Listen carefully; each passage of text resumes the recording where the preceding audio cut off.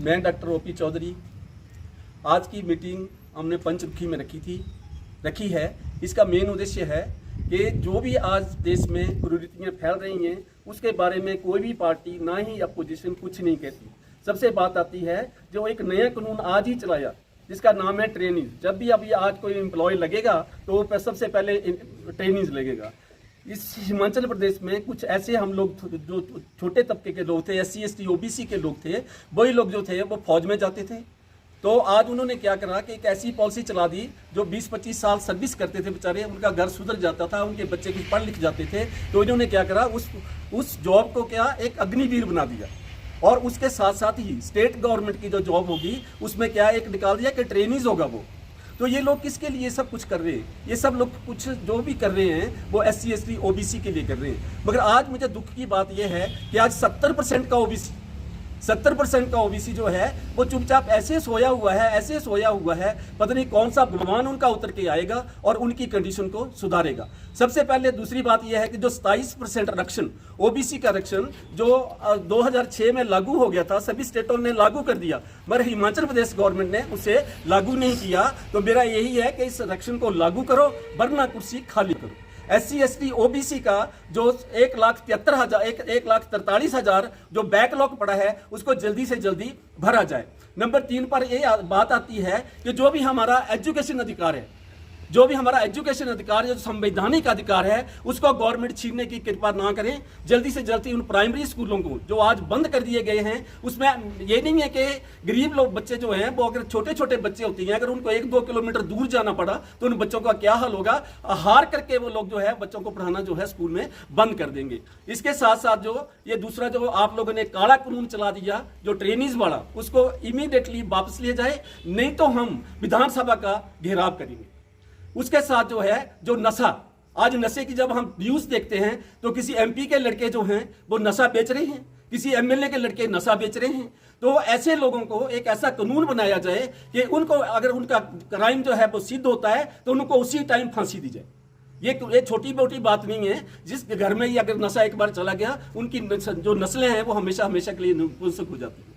इसके साथ साथ जब ये सारा कुछ हमारी राजनीतिक भागीदारी, सबसे मेन पॉइंट जो है वो हमारी राजनीतिक भागीदारी है। जब 70 सालों से ये लोग हमारे वोट लेते आ रहे हैं, SC ST OBC के वोट लेते आ रहे हैं और उसमें हमारी भागीदारी कुछ भी नहीं है, तो हमारी पूरी बरादरी को, पूरे लोगों को जो SC ST OBC की बरादरी है, इन्होंने राजनीतिक नपुंसक बना दिया है उसको कि वो इसके आगे सोच ही ना सके। उसके आगे बड़े बड़े धर्मों की जो बातें करते हैं, नए नए धर्म जो है वो बीच बीच में ठोस रहे हैं। तो इन चीजों को जल्दी से जल्दी बंद किया जाए, नहीं तो हम विधानसभा का घेराव करेंगे।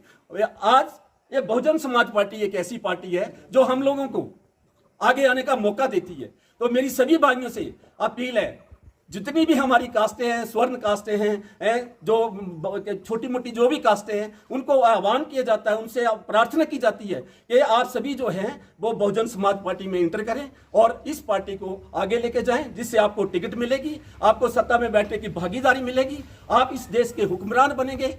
तो मेरा यही आप लोगों से अनुरोध है कि इन बातों को जो मैंने बोली हैं इन पर अमल की जाए। अगर ये बातें नहीं होती तो हम जल्दी से जल्दी विधानसभा का जो है वो शिमला में जाकर के घेराव करेंगे। इसी के साथ बहुत बहुत धन्यवाद। जय भीम, जय भारत। आज बहुजन समाज पार्टी की बैठक पंचमुखी में हुई, तो आप मुख्य अतिथि के रूप में यहाँ पे उपस्थित हुए, तो इसके बारे में आप कुछ कहना चाहेंगे? बिल्कुल कहना चाहेंगे। बहुजन समाज पार्टी जो है, आज की इस बैठक में चर्चा हुई है कि जो सरकार ने किया है, जो नीतियाँ सरकार ने चलाई है, जिसमें इस बहुजन समाज के लिए जो एजुकेशन में नुकसान कर रहे हैं उसको ख़त्म कर रहे हैं, जो सर्विस में नुकसान कर रहे हैं उसको ख़त्म कर रहे हैं, जो बहुजन समाज के लिए जो साधन है उनको ख़त्म कर रहे हैं।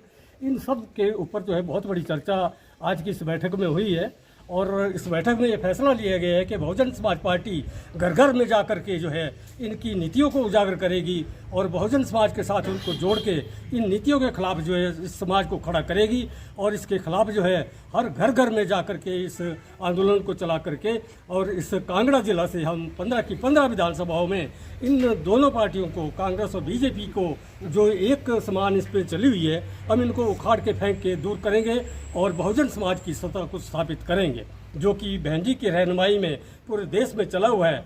एक इलाज ही यही है कि बहन जी की रहनुमाई में बहुजन समाज पार्टी ही इस समाज की रक्षा और सुरक्षा और हर अधिकार की सुरक्षा कर सकती है। जय भीम। ओके, सो सबसे पहले तो देश प्रदेश के सभी मेरे भाइयों को प्यार भरा नमस्कार। सो प्यारे दोस्तों, जिस मकसद से आज हम इकट्ठे हुए हैं, सर जी ने भी अभी एक बात बोली कि जिस प्रकार स्कूल बंद कर दिए जा रहे हैं, अब गरीब बच्चा जो वो कहाँ सरकारी स्कूल में पढ़ता था, जब स्कूल ही बंद कर दिया जाएगा तो फिर वो कहाँ पढ़ाई करेगा। यदि उन स्कूलों में किसी तरह की कोई कमी नज़र आ रही थी तो उसके अच्छी सुविधाएं वहाँ प्रोवाइड करनी चाहिए थी। अच्छे सब्जेक्ट यदि कहीं कमी है तो उसको पूरा करना चाहिए था, बजाय उसके उनके क्या कर दिया, बंद कर दिया। और दूसरी बात, अभी कुछ दिनों में हमारे सामने एक डाटा आया है जी, तो वो इस प्रकार से उत्तर प्रदेश का डाटा है, 2023 और 24 के आंकड़े हैं। यहाँ पर पुलिस की भर्ती निकाली गई और कुल पद थे 60,244। इसमें क्या सामान्य वर्ग और EWS सामान्य, इनको 24,102 और 6,024 पद इनको मिले। OBC को 16,264, SC को 12,650 और ST को 1,204 पद मिले। अब SC, ST, OBC कम्युनिटी के जो लोग वो 85% है, सॉरी प्रतिशत है, और दूसरे 15%। अब देखा जाए दोनों को आधा आधा मिला है।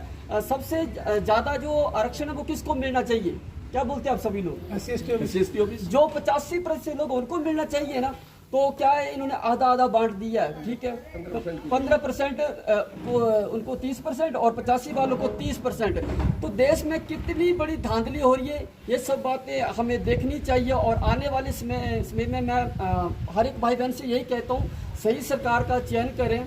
हमें किसी से कोई दुश्मनी नहीं है, पर जो हमारे हक में खड़ा होगा, जो हमारा साथ देगा, वही हमारी सरकार है, वही हमारी भाई और वही हमारी बहन है। अंत में हाँ, और मैं आप सभी से विनती करता हूँ मेरे प्यारे दोस्तों भाइयों कि सही समय पर सही निर्णय ले, नहीं तो भविष्य हमारा खतरे में है। आपको पता है कि हमारा देश किससे चलता है? संविधान से चलता है।